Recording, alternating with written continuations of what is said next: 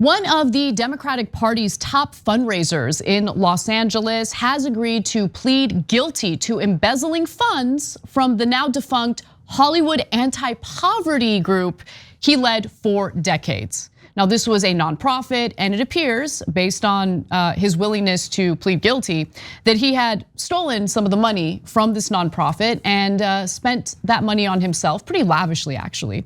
Now, the man in question is Dixon Slingerland, who says he's guilty of embezzling more than $71,000 from the Youth Policy Institute. He was the CEO of the group from 1996 to 2019 before the nonprofit collapsed.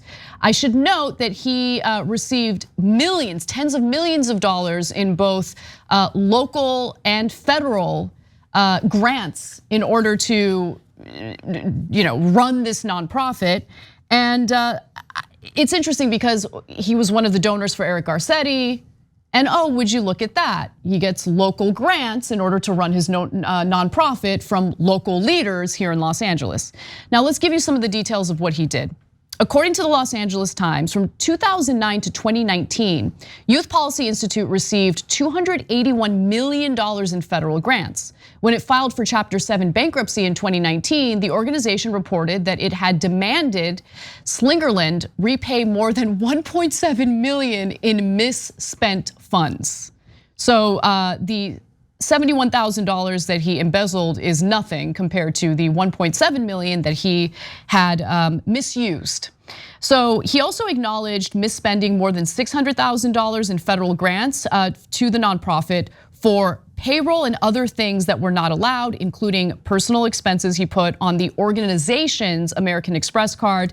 And also Dixon Slingerland admitted charging the nonprofit for his family's $6,131 dinner at Momofuku Co., a Manhattan restaurant where celebrity chef David Chang serves guests a 10-course gourmet meal. I do declare. $14,703 in property taxes, sounds like he lives in a pretty nice home, on his LA home, and $10,806 for a relative's tutoring. But that's just the tip of the iceberg. I've got more for you in just a moment, Cenk, but I wanted to get your thoughts. He says they were reporting errors. Man, this guy's really bad at math. If he's misreporting $1.7 million. Here's a question I had as I read the story. So this guy gives a lot of money to politicians. His salary is $400,000 a year, which is a really healthy salary, right? But it's not so healthy that you can give out tons of money to politicians so that they grease you back, right? And by the way, guys, if you don't know the system, welcome to America. That's how it works. This crook, alleged crook, this misreporter, okay. I mean, he's gonna plead guilty, so he's a crook. Yeah. This crook goes and gives money to Obama, Garcetti. So yes, Democrats. I know if you watch MSNBC or CNN, you're shocked. No, all the Democrats are angels. No, they're not. No, great majority of them are crooks who take bribes from guys like this. And then what do? They take our taxpayer money and they funnel it back to the guy. And what does he do? He spends it on Momofuku Coco, whatever the hell that thing was, and on giant properties, and then greasing the politicians back. This circle jerk leads to all of us getting robbed by a so-called anti-poverty crusader. Well, okay, so there's many things I want to bring up about this story, because I think that there is this, I don't know, this thought process that if you're dealing with nonprofit, I mean, it's a nonprofit. So by the nature of it being a nonprofit, it must be a good organization looking to help people in need. And in this particular case, the nonprofit that he was running was supposed to be an anti-poverty nonprofit that focused on, underprivileged youth, job training, education. One of the things that he would boast about is how he succeeded in opening up 2 charter schools in Los Angeles. By the way, I'm just gonna interrupt for 1 second, Anna. The charter school scam, right? Yep. Obama loved charter schools. Loved it. Okay. Yes. And by the way, Republicans are 100% in favor of charter schools. But I thought they always disagreed. It's funny, on economic issues where they're both being bribed, they agree 100%. Funny how that works. Undercutting unionized teachers is something that corporate Democrats and Republicans can agree on and get behind. And what the hell does that have to do with anti-poverty? Right.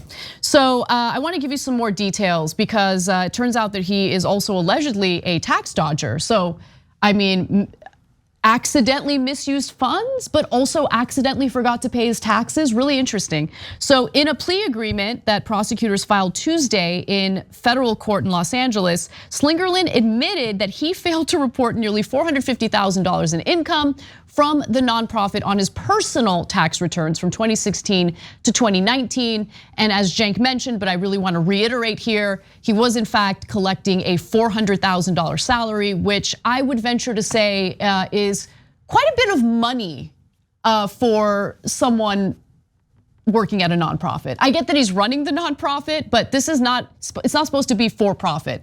But they got a lot of money in government grants. And that's the thing that I really want to focus on here, okay? But first, a word from Cenk. Yeah, no, just I'm going to agree with you on this one, of course. But and it's that these guys, look, I don't want you to get it wrong. A lot of people that work at nonprofits, especially at the lower levels, are the most wonderful people in the world, right? They go and they take a lot less salary. They work there and they're actually trying to help people that are homeless or have issues with poverty, et cetera. But what the media doesn't tell you, what no one in power tells you, and we're the only show honest enough to tell you, we don't give a damn about Republicans or Democrats, is that no, some of the people at the top level, they don't give a damn about any of the issues they claim to care about. Nope.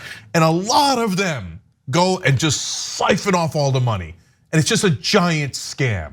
And by the way, it does massive damage. It's like a minority that reports racism that isn't real, although like the boy who cried wolf. It does so much damage to minorities, right? Because there's so much real racism, and when you misreport, no one believes it anymore, right? So the double damage that the guys like this do is, then people go, well, am I gonna give the anti-poverty programs?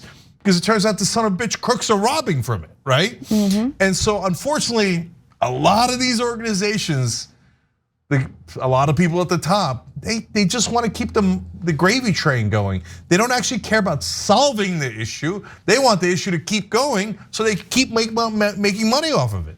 So I just want to give you a sense of what their operating budget was. Because I think that, listen, I know it sounds conspiratorial, but it's something that I've been noticing locally quite a bit. When your livelihood relies on a problem continuing, problems like homelessness, are you really gonna wanna solve it when you get government grants this large? So in 2018, for instance, Youth Policy Institute received $45.6 million in government grants. Jeez. That's both state, local, and federal. Yeah, I mean, by the way, why is the government giving it to an organization that then takes and a giant amount in income, salaries, et cetera, et cetera? Why doesn't the government do the anti-poverty program? Yes, okay? yes, thank you. And by the way, there is a real reason for it. You know why? Because they like the robbery. The point is the robbery, right? Why do you need to set up a whole different organization? And look at that, golly gee, the people we gave $45 million to, the head of that organization funnels a certain percentage back to those same politicians. Oh, did that happen? Have we fixed poverty yet? Look, I don't want you guys to get too jaded. We're not right wingers. The right wingers tell you to screw poverty. No, we have to address poverty. We have to address but this is not the right way to do it. Getting middlemen involved who obviously think about that cushy salary. You're gonna wanna give that up by really solving the problems that you're purporting to wanna solve. I'm just keeping it real. What do you do as the CEO or the head of a nonprofit that gets tens of millions of dollars a year in government grants if you actually do solve the problem that you claim to want to solve? Like, what do you do after that? Yeah. You get what I'm saying? Where do you get your livelihood from? Okay, yeah. so two things about that. When I formed Wolfpack, I told that everybody that was involved, and I tell everyone who was ever involved in it, look, our job here is to shut this goddamn thing down, okay? If we're still doing this 30 years from now, well, we didn't win, okay? And then I'll shut it down anyway. This is not supposed to be a thing where you get salary and it lasts forever, because then you'll never solve it. You won't be incentivized to solve it, right? Yes. And I'll leave out names, but I know that there's a former congressperson that headed a homeless organization, and she didn't give a goddamn about the homeless, and she thought it was like the best grift in the whole area, and she purposely went and found the highest salary she could find. Why is helping the homeless get you the highest salary? It's just, unfortunately, there's a giant cottage industry of it, and since everybody's in bed together, including the media, Nobody ever tells you about it. Right, and it's just something to keep an eye out for. And I wanna just go back to what Cenk said, because I think it is important to emphasize this. It doesn't mean that all nonprofits are a grift. It doesn't mean that all nonprofits are engaging in bad behavior.